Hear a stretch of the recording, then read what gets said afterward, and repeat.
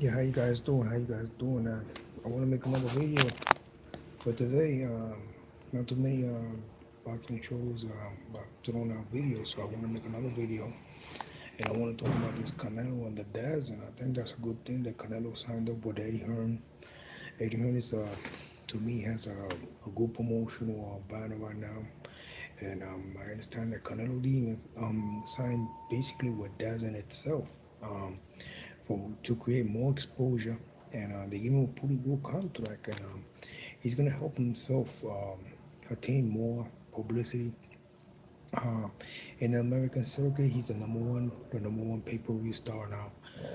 So, being that he won these two fights with, won this fight with Triple G, it created a lot of avenues for him, and now he's gonna fight, move up and win and fight Rocky Fielding, a big, admirable European fighter who is all champion at the next division, 68 pounds.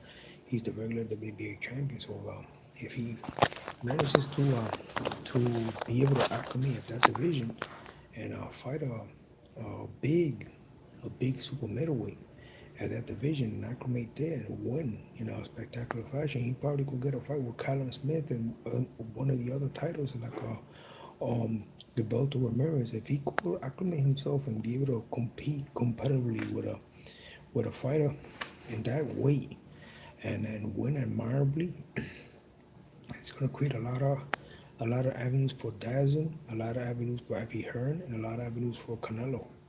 Um, there's a lot of fighters right there, untested, unproven. He's going to new waters as a conquistador, fighting these new guys that nobody wants to fight. Like the Beto Ramirez is, he hasn't fought a apex fighter, a pay-per-view star like a Canelo, and that's what we want to see. We want to see him fight a guy like Canelo Alvarez, a guy that's a superstar in the division that could be able to go many places. So yeah, this is what we want to see. We want to see guys like this. We want to see him fight people like that and to move on in bigger and better things. I don't know why Canelo is not getting the exposure. I mean, the congratulations that he needs for signing up this. Eddie Hearn should be very happy. He has two superstars, Anthony Joshua and Canelo on his DAZN, and working his promotional banner. Um, I think this fight right here with Rocky Fielding is a barometer fight.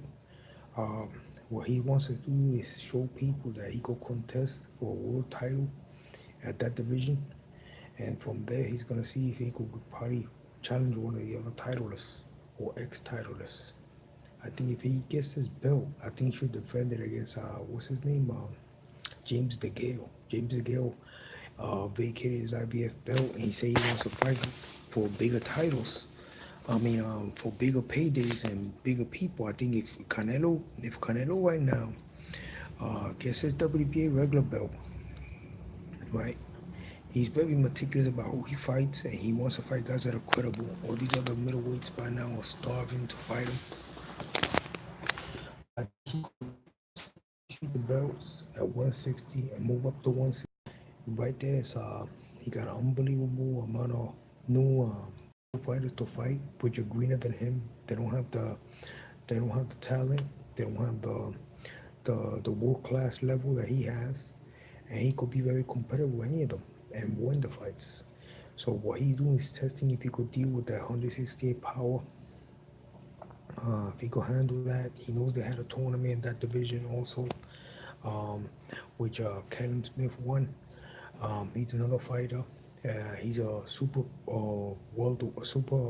WBA champion at that division, but he's very unproven still. Even though he knocked out George Groves and won the championship, the Muhammad Ali Trophy, he's still very unproven compared.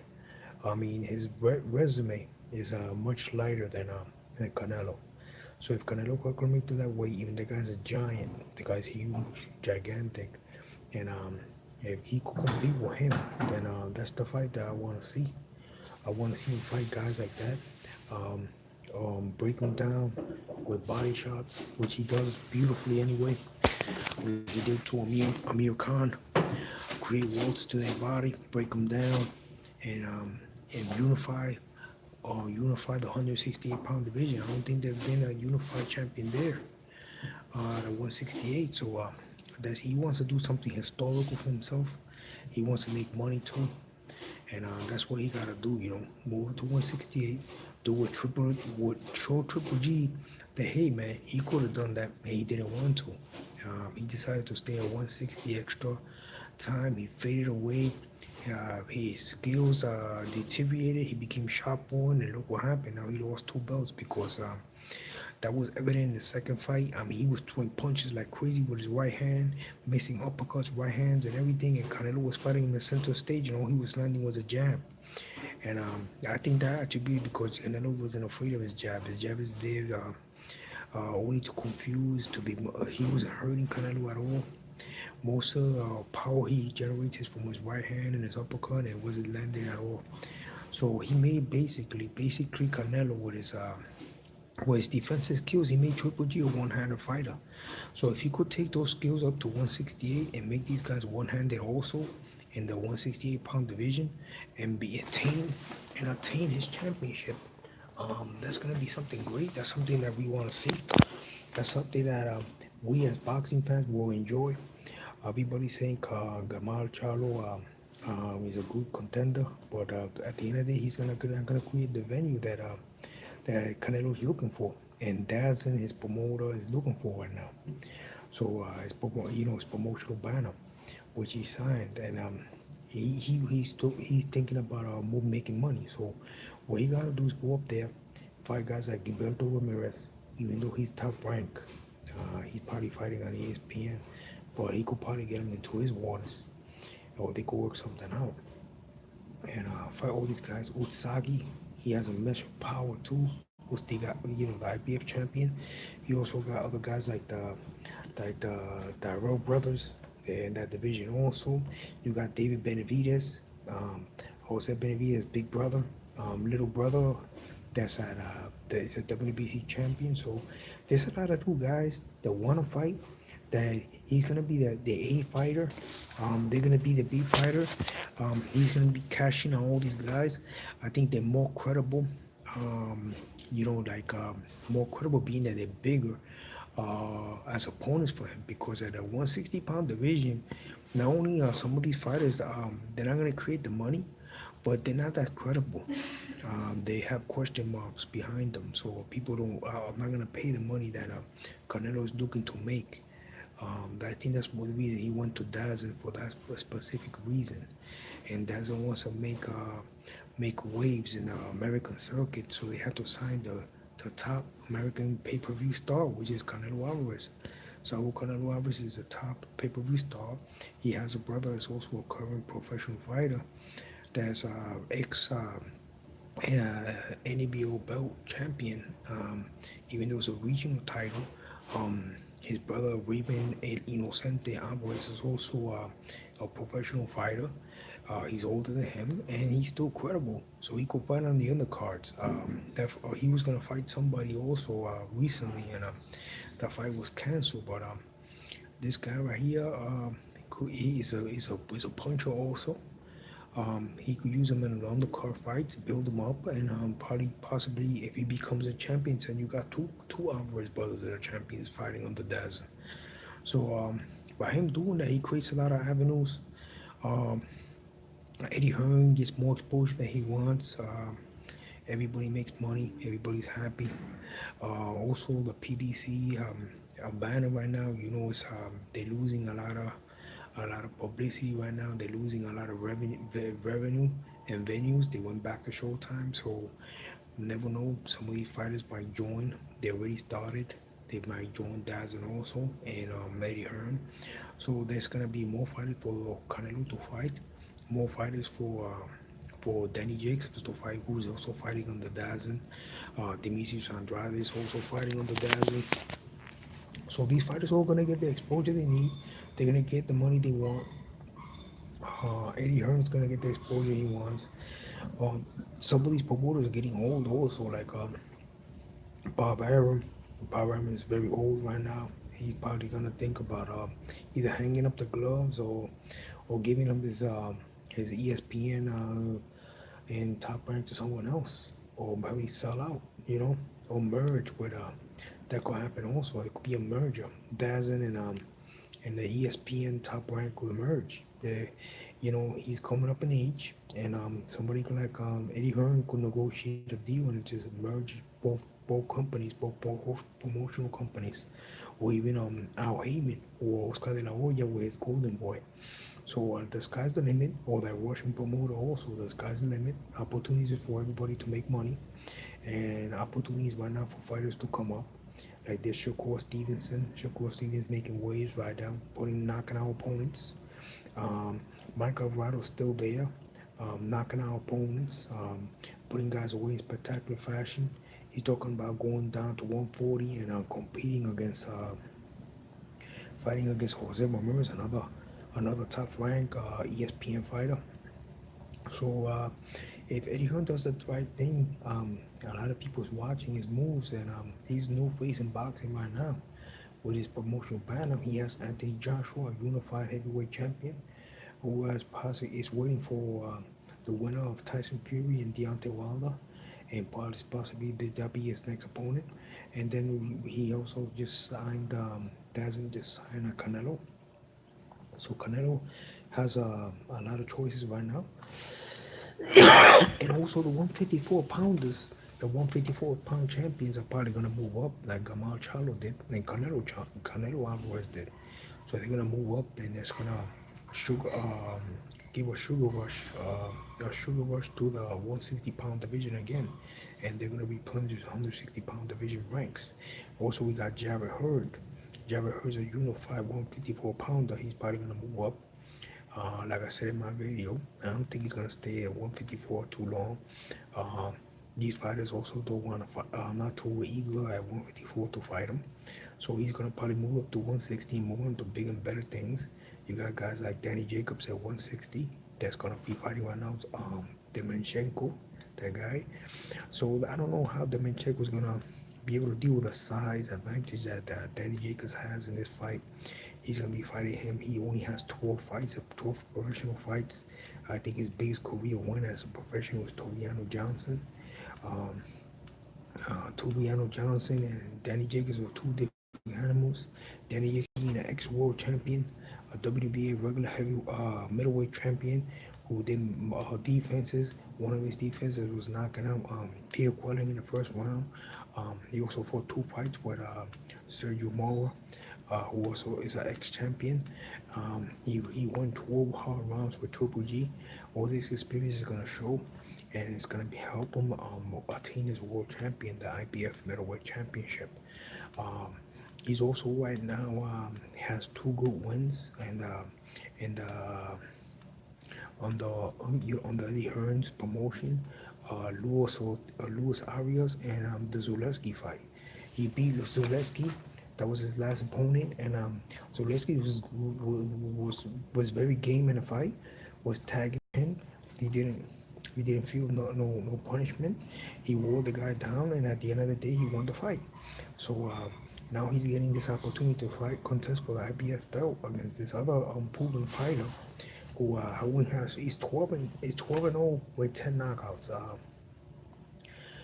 He's been very lucky that he's highly ranked.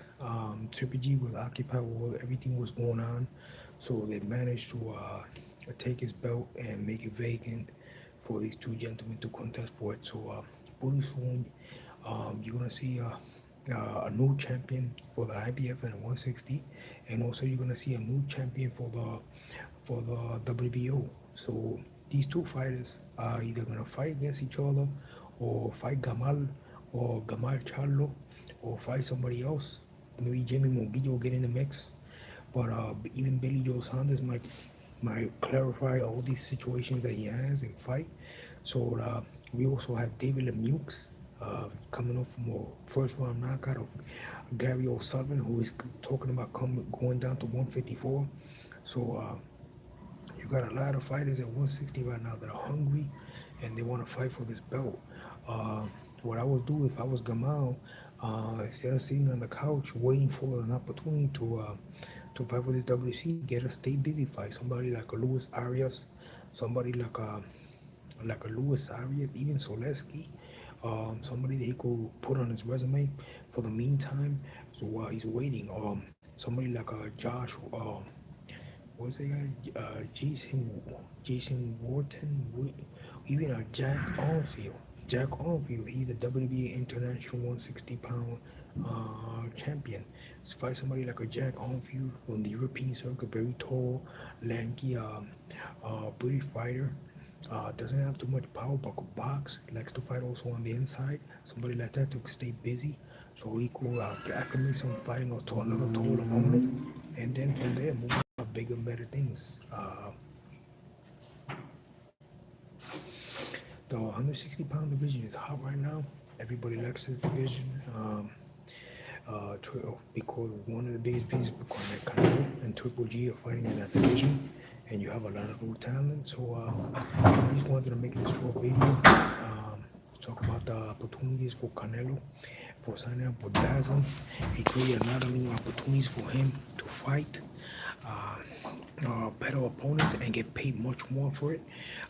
He's also getting much more exposure in the UK version, so more money could come out. Um, if he fights Rocky Fielding and he beats him in spectacular fashion, also he could be able to get this fight with Callum Smith, who he wants. Um, who most probably be a good pay-per-view fight. But Callum Smith is very big, very lanky, very strong, but yet he's also improving. Who he got to win against a Hurt, uh, coming off surgery, who they made fight probably prematurely. George Groves, who he knocked out with a shot. Uh, he knocked him out. People thought that he was gonna succumb to the experience of George Groves, but he came up to and beat him. But yeah, he still compared to Canelo's resume, the type of fighters that Canelo has fought, even though in the lower division Canelo has the upper hand, even against a Callum Smith. In the huge size disparity, Callum Smith will have his hands full with a Canelo Alvarez. Canelo is for sure is going to be attacking his body, leaving those welts in his body from the massive body shots that he's going to be giving him, and he's going to work him upstairs with uppercuts and create openings. And he's not hurt. Also, he's not He's not St. George Groves who is hurt. So he's going to be fighting a live opponent that was also the A fighter, and have an opportunity to give him that this first L in his resume, and also this other undefeated fighter division that we want to see. Uh, I think that's why he wants to go to 168. He wants to get away from all the foolishness at 160 right now with all everything. Um, he wants to make more money. So I think that's what his best move is. I'm very happy that he's signing with DAZN. Um, I'm very happy that he won this last fight, and I'm very happy he's moving on to bigger and better things. Big shout out once again to Canelo, um, Saul Canelo Alvarez. You guys have a great day, and if you want, you could like and subscribe to my channel. I'm trying to build up this channel, provide you with more videos. As you see, today's a day that you don't see too many videos coming up. Um, so I want to provide you with more better videos about professional boxing. I don't like to talk about anything else, only about the professional boxing, but the art. Um, so yeah, I don't like to talk about anything else. I just want to talk about professional boxing. I want to talk about Canelo Alvarez today, and he, as I said before, he probably uses his big brother in the undercards for Raymond Alvarez, El Inocente. He's fought several other fighters. He has a win of Omar Chavez. He lost the rematch in the second round. So don't be surprised. He'd be fighting on his brother's undercards and getting more acclaim. And he might become also a world champion also. So you guys have a great day. And this is Professional Boxing with Suleiman Oscar. Thank you.